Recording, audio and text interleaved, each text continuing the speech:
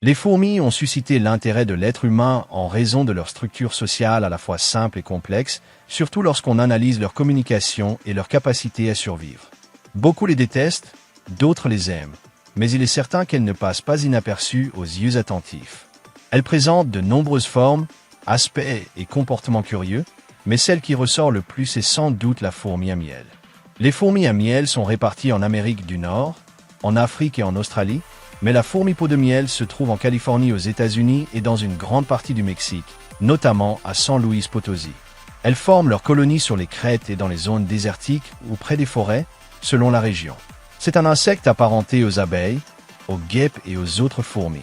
À première vue, elles ne semblent pas avoir de particularités les distinguant suffisamment pour former leur propre genre, mais leurs habitudes éclaircissent tout. Les ouvrières mesurent de 3 à 7 mm, tandis que la reine atteint 9 mm. Les deux castes ont une tête et un appareil buccal de couleur brun rougeâtre, tandis que leur thorax et leur gastre sont d'un jaune foncé, avec 6 pattes noires. Les mâles sont plus petits, mais possèdent des ailes. La majorité des castes sont stériles, leur rôle étant déterminé avant la naissance. La reine et les mâles constituent la classe reproductrice, tandis que les autres femelles forment la classe ouvrière. Ainsi, ce sont principalement les femelles qui possèdent cette capacité particulière. Leur alimentation est nocturne, elles parcourent des distances allant jusqu'à 20 mètres, consommant des charognes comme la plupart des fourmis, mais aussi des feuilles, des fruits et du nectar d'arbres de plantes. Elles se rassemblent en groupe autour de ces fluides, en ingérant de grandes quantités, dépassant parfois leur propre taille, et accumulent le nectar dans leur gastre, qui se gonfle comme un ballon rempli de nectar se transformant en miel. Elles le rapportent à leur fourmilière pour déposer ce fluide dans une chambre, afin que d'autres ouvrières chargées d'autres fonctions s'en nourrissent. Ce comportement est plus fréquent en été. Cela les rend attractives pour certains prédateurs comme les blaireaux ou les coyotes, qui détruisent leur fourmilière pour se régaler de ces fourmis remplies de miel. Cette pratique n'a pas échappé à l'être humain, et les populations autochtones les consommaient en aspirant leur contenu riche en sucre. Leur reproduction est intéressante. Les mâles et la reine sortent à l'extérieur plusieurs jours avant l'accouplement.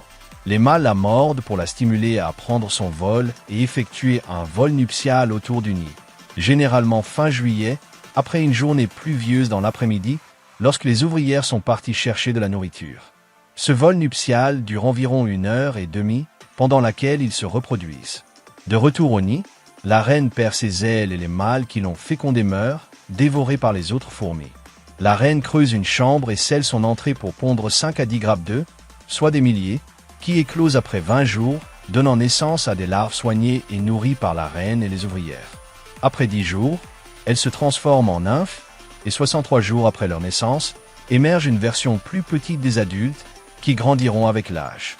Elles se mettent alors au travail, avec une durée de vie moyenne de 170 jours.